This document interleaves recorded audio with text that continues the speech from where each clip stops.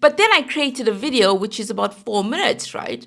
And that video, I published that video 3 days ago, and it has 62 views. So if I go into my analytics right now and I'll share the footage from it, I've got 62 views, and it's been published 3 days ago, this video. And it says here, the average view duration is 1 minute 32 seconds. And this video is 4 minutes 9 seconds. And the average percentage viewed is 37.3%, which is decent, okay? This video, this 4-minute video, is now going to be my 4th best performing video. My 3rd best performing video has 63 views, right? And then my 3rd best video is only 6 minutes and 27 seconds. And that has, like I said, 63 views. And the average view duration for that short video is 2 minutes and 5 seconds. And the average percentage viewed is 32.3%. So what's my point? Okay, my point is when you look at my longer video, okay, which is this video here about how I transformed my tiny room into a YouTube studio, my video is 9 minutes and 36 seconds, right? And my average view duration is 1 minute and 12. Those other shorter videos actually got a higher average view duration. Really, it depends on the value that your viewer derives from your video. They may watch almost all of your short video if it's a 4-minute video, if they feel like it's providing value. You may put out a very long video, or maybe like a 40-minute video, and it may only get watched for 20 seconds if people don't find it to be valuable. You are a new YouTube channel and you think, okay, I'm only going to create videos that are 8 minutes and above because I need to get my watch time. And I also need to, once I get monetized, it makes more sense because I could put in those mid-roll ads, etc., so I can get more money per video. The thing is, when it comes to how long your YouTube videos should be, it really depends on your niche at times. It depends on what information you are sharing to your audience. For example, if it is a sewing tutorial, okay, you're not going to provide a sewing tutorial in a minute.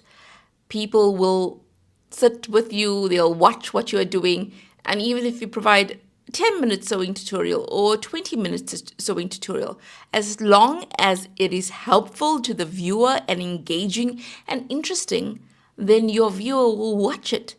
If they feel like it's exciting and interesting, okay, maybe not exciting because it's sewing, but hey, I'm being biased here. Many people find sewing to be exciting. But if they find it to be interesting. Now, on this channel of mine, I thought, oh, okay, no, I'll have videos which are 8 minutes and more because I want people who watch videos for a long time. I don't want, short form viewers. Like, I don't have any YouTube shorts on this channel. I will say, though, if you're starting off with your channel and you are learning about video production, etc., start with having an 8-minute video rather than a 30-minute video. Because once you're done with that 8-minute video, you can understand what you need to improve for the next video. The other thing is if you have a 30-minute video, you'll spend more time editing your 30-minute video than your 8-minute video. Shorter videos are generally easier to produce in terms of saving time. Some niches, like for example, if I am learning something which is very, very detailed, like learning how to make these earrings, okay? It's beadwork. Like this isn't something that I think I could learn very quickly. It's intricate. Now I would want to watch a very detailed video about it. I would want to personally invest my time into learning that. But maybe somebody else wants to learn it very quickly. And maybe if they have the choice when they are looking for videos about this, maybe they would click on a 4-minute video instead of a 20-minute video. People's preferences are also different. So you can experiment with different lengths especially because whilst you're experimenting, you'll start to see, okay, my audience really engaged with these really long videos that I did. Maybe I should create more long form content. Or if you saw that your audience preferred 5-minute videos, then maybe incorporate that. But doesn't mean to say that you don't have longer videos at all. You test them. I mean, we've seen such long form videos, right? Some videos are even 3 hours, 4 hours. Some live streams are 3.5 hours, etc. And I listen and I watch those long live streams because they are engaging. I may not watch it in one day. I may watch some of it on a Monday and some of it the next day, etc. But I'll watch it until I finish watching the entire thing over the course of the week because the content is engaging and valuable. I deem it to be valuable.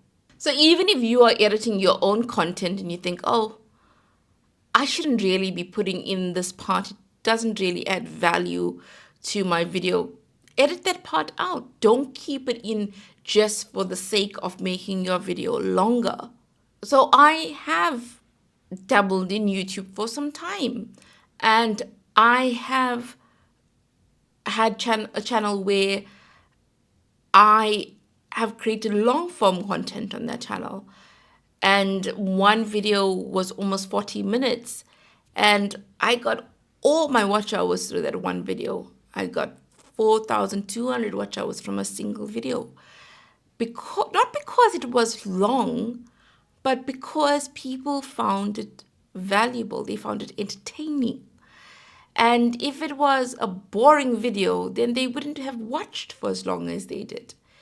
And there are pros of having longer videos. You know, you can add more storytelling to it. You can go really in depth when you're discussing a specific topic.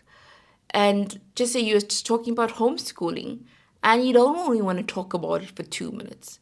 You want to have an in-depth video about pros and cons of homeschooling, about challenges you face when you homeschooled your children, etc. You want it to be like a guide for other parents who are thinking about homeschooling.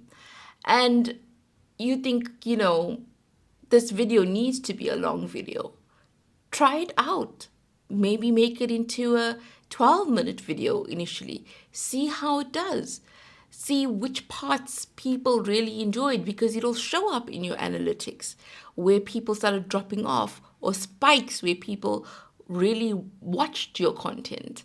And then you can use that information to determine what your next video would be about. Maybe if people really enjoyed the part where you spoke about how you manage your time when you're homeschooling your children, maybe if that resonated, that could be your next video, etc. So some niches, you know that it's going to more likely be a long video, like a vlog. You know the vlog is not going to be 20 seconds, right? You know, okay, this vlog, I'm going to go have a cup of coffee and watch this vlog. And it's going to be relaxing because, it's not extremely fast paced. It's me watching a day in the life of a person living in New York City. And I'd love to visit there one day, so I'm interested in that.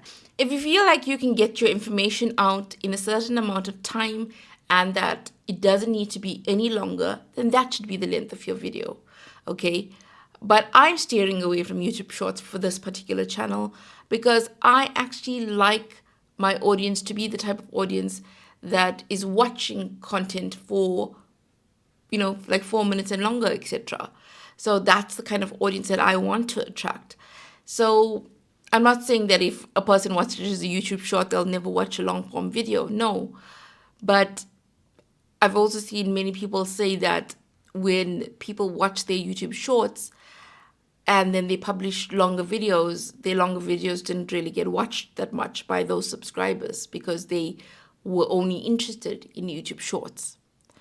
But who knows, like other people say that with the YouTube shorts, if it's done correctly, then people still watch their longer videos. Also, watch this video about how I use my phone to create all my YouTube videos. Because don't ever feel like you need fancy equipment like a special camera to create content, because you don't. You can use your phone.